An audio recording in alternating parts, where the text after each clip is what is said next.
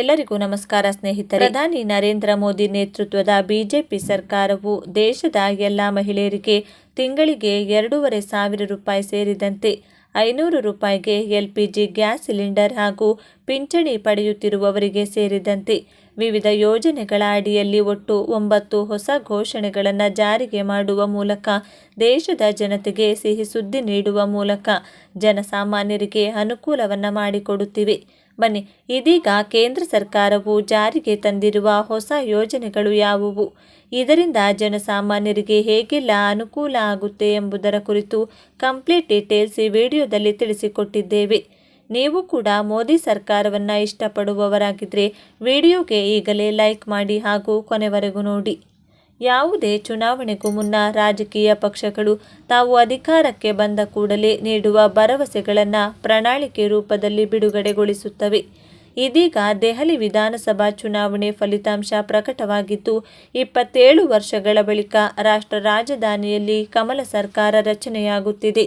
ಚುನಾವಣಾ ಪ್ರಚಾರದಲ್ಲಿ ಬಿಜೆಪಿಯು ತನ್ನ ಪ್ರಣಾಳಿಕೆಯಲ್ಲಿ ಹಲವು ಗ್ಯಾರಂಟಿಗಳನ್ನು ನೀಡಿತ್ತು. ದೆಹಲಿ ಮತದಾರರು ಬಿಜೆಪಿಗೆ ಬಹುಮತ ನೀಡಿದ್ದು, ಕೆಲವೇ ದಿನಗಳಲ್ಲಿ ತಮಗೆ ಗ್ಯಾರಂಟಿಗಳು ಸಿಗುತ್ತವೆ ಎಂದು ನಿರೀಕ್ಷೆಯಲ್ಲಿದ್ದಾರೆ. ಎಎಪಿ ಮತ್ತು ಕಾಂಗ್ರೆಸ್ ಸಹ ತಮ್ಮ ಪ್ರಣಾಳಿಕೆಯಲ್ಲಿ ಉಚಿತ ಗ್ಯಾರಂಟಿ ಜೊತೆಗೆ ದೆಹಲಿಯ ಅಭಿವೃದ್ಧಿಗೆ ಸಂಬಂಧಿಸಿದಂತೆ ಹಲವು ಯೋಜನೆಗಳನ್ನು ತರುವುದಾಗಿ ಭರವಸೆಯನ್ನು ನೀಡಿತ್ತು. ಬಿಜೆಪಿ ಪ್ರಣಾಳಿಕೆಯ ಪ್ರಮುಖ 10 ಅಂಶಗಳು: ಗರ್ಭಿಣಿಯರಿಗೆ 21,000 ರೂಪಾಯಿ, ಒಂದು ಬಾರಿಯ ನಗದು ನೆರವು ಮತ್ತು 6 ಪೌಷ್ಟಿಕ ಕಿಟ್ಗಳು, ಜೊತೆಗೆ ಮೊದಲ ಮಗುವಿಗೆ 5,000 ಮತ್ತು ಎರಡನೇ ಮಗುವಿಗೆ 6,000 ನೀಡುವ ಭರವಸೆ. ದೆಹಲಿಯ ಮಹಿಳೆಯರಿಗೆ ಪ್ರತಿ ತಿಂಗಳು 2,500 ರೂಪಾಯಿ, ಬಡ ಕುಟುಂಬಗಳಿಗೆ LPG ಸಿಲಿಂಡರ್ಗೆ 500 ರೂಪಾಯಿ ಸಬ್ಸಿಡಿ. ಹೋಳಿ, ದೀಪಾವಳಿಯಂದು ತಲಾ 1 ಸಿಲಿಂಡರ್ ಉಚಿತವಾಗಿ ನೀಡಲಾಗುತ್ತದೆ. ತಿಂಗಳಿಗೆ 200 ಯೂನಿಟ್ ಉಚಿತ ವಿದ್ಯುತ್, 20,000 ಲೀಟರ್ ನೀರು ಮತ್ತು TTS ಮತ್ತು ಕ್ಲಸ್ಟರ್ ಬಸ್ಗಳಲ್ಲಿ ಮಹಿಳೆಯರಿಗೆ ಉಚಿತ ಪ್ರಯಾಣ ಪಾಸ್. 60 ರಿಂದ 70 ವರ್ಷ ವಯಸ್ಸಿನ ವೃದ್ಧರ ಪಿಂಚಣಿ ಮೊತ್ತ 2,000 ರೂಪಾಯಿನಿಂದ 2,500 ರೂಪಾಯಿಗೆ ಹೆಚ್ಚಿಸಲಾಗುವುದು. 70 ವರ್ಷ ಮೇಲ್ಪಟ್ಟ ಹಿರಿಯ ನಾಗರಿಕರು, ವಿಧವೆಯರು ಮತ್ತು ಅಂಗವಿಕಲರಿಗೆ ಪಿಂಚಣಿ 2,500 ದಿಂದ 3,000 ರೂಪಾಯಿಗೆ ಏರಿಕೆ ಮಾಡಲಾಗುವುದು. ಸ್ಪರ್ಧಾತ್ಮಕ ಪರೀಕ್ಷೆಗಳಿಗೆ ತಯಾರಾಗಲು ದೆಹಲಿಯ ಯುವಕರಿಗೆ 15,000 ರೂಪಾಯಿ ಆರ್ಥಿಕ ನೆರವು. ನಿರ್ಗತಿಕ ವಿದ್ಯಾರ್ಥಿಗಳಿಗೆ ದೆಹಲಿಯ ಸರ್ಕಾರಿ ಶಿಕ್ಷಣ ಸಂಸ್ಥೆಗಳಲ್ಲಿ KGಯಿಂದ PGವರೆಗೆ ಉಚಿತ ಶಿಕ್ಷಣ. ದೆಹಲಿಯಲ್ಲಿ ಗಿಗ್ ಕಾರ್ಯಕರ್ತರಿಗೆ 10 ಲಕ್ಷ ರೂಪಾಯಿಗಳ ಜೀವ ವಿಮೆ ಮತ್ತು 5 ಲಕ್ಷ ರೂಪಾಯಿಗಳ ಅಪಘಾತ ವಿಮೆ. ಆಟೋ ಚಾಲಕರಿಗೆ 10 ಲಕ್ಷ ಜೀವ ವಿಮೆ ಪ್ಲಸ್ 5 ಲಕ್ಷ ರೂಪಾಯಿ ಅಪಘಾತ ವಿಮೆ ನೀಡಲಾಗುವುದು. 50,000 ಉದ್ಯೋಗ ಸೃಷ್ಟಿಯ ಭರವಸೆ. ಯಮುನಾ ರಿವರ್ ಫ್ರಂಟ್ ನಿರ್ಮಿಸುವುದಾಗಿ ಬಿಜೆಪಿ ಹೇಳಿತ್ತು. 8 ರಾಷ್ಟ್ರೀಯ ಸಾಮಾನ್ಯ ಮೊಬಿಲಿಟಿ ಕಾರ್ಡ್ ಯೋಜನೆಯಡಿ ದೆಹಲಿಯ ಮೆಟ್ರೋದಲ್ಲಿ ವಿದ್ಯಾರ್ಥಿಗಳಿಗೆ ವಾರ್ಷಿಕ 4,000 ರೂಪಾಯಿವರೆಗೆ ಉಚಿತ ಪ್ರಯಾಣ.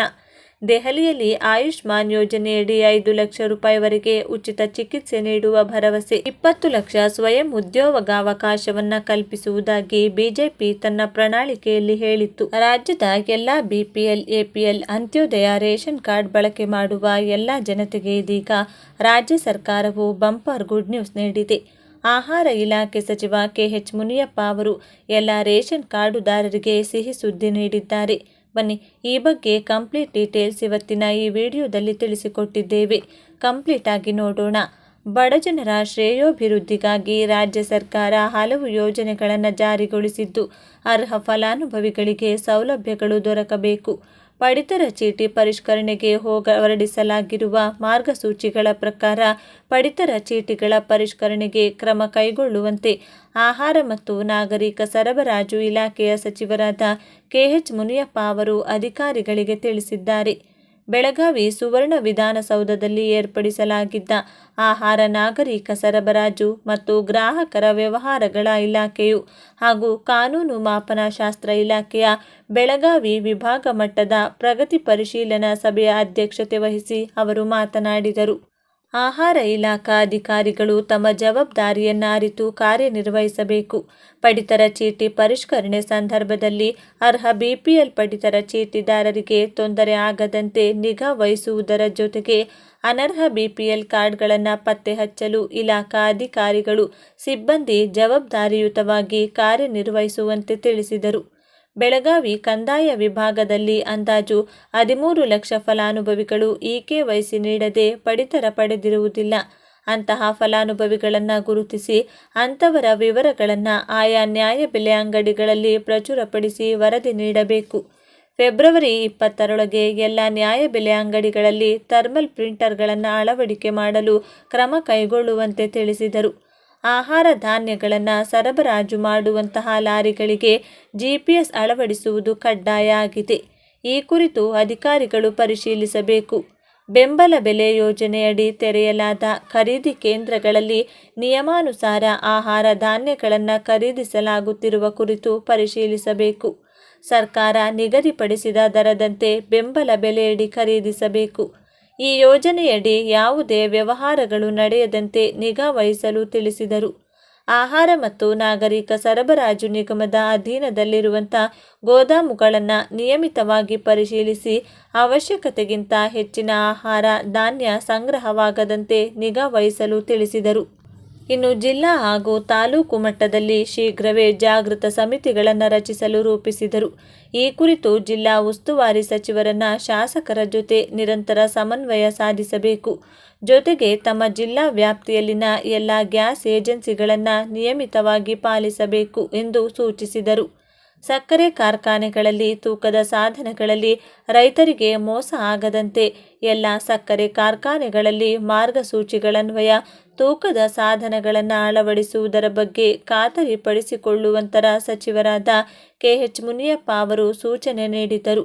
ಆಹಾರ ಇಲಾಖೆ ಆಯುಕ್ತರಾದ ವಾಸವಿ ರೆಡ್ಡಿ ಜ್ಯೋತ್ಸ್ನಾ ಅವರು ಮಾತನಾಡಿ, ಅನ್ನಭಾಗ್ಯ ಯೋಜನೆಯಡಿ ಬೆಳಗಾವಿ ವಿಭಾಗಕ್ಕೆ ಸೆಪ್ಟೆಂಬರ್ ಅಂತ್ಯದವರೆಗೆ 2759.02 ಕೋಟಿ ರೂಪಾಯಿ DBT ಮೂಲಕ ಸಂದಾಯವಾಗಿರುತ್ತದೆ.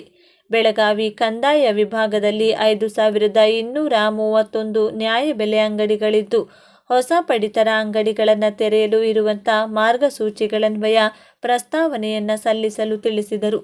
ಕಾನೂನು ಮಾಪನ ಇಲಾಖೆ ನಿಯಂತ್ರಕರಾದ ಅನಿತಾ ಲಕ್ಷ್ಮಿ ಅವರು ಮಾತನಾಡಿ, ಬೆಳಗಾವಿ ಕಂದಾಯ ವಿಭಾಗದಲ್ಲಿ ಜನವರಿ 2025ರ ಅಂತ್ಯದವರೆಗೆ 12.15 ಕೋಟಿ ರಾಜಸ್ವ ಸಂಗ್ರಹ ಮಾಡಲಾಗಿರುತ್ತದೆ. ಒಟ್ಟು 11,418 ತಪಾಸಣೆ ನಡೆಸಿ 2,218 ಮೊಕದ್ದಮೆಗಳನ್ನು ಹೂಡಿ 73.88 ಲಕ್ಷ ರೂಪಾಯಿ ಅಭಿಸಂಧಾನ ದಂಡವನ್ನು ವಿಧಿಸಲಾಗಿದೆ.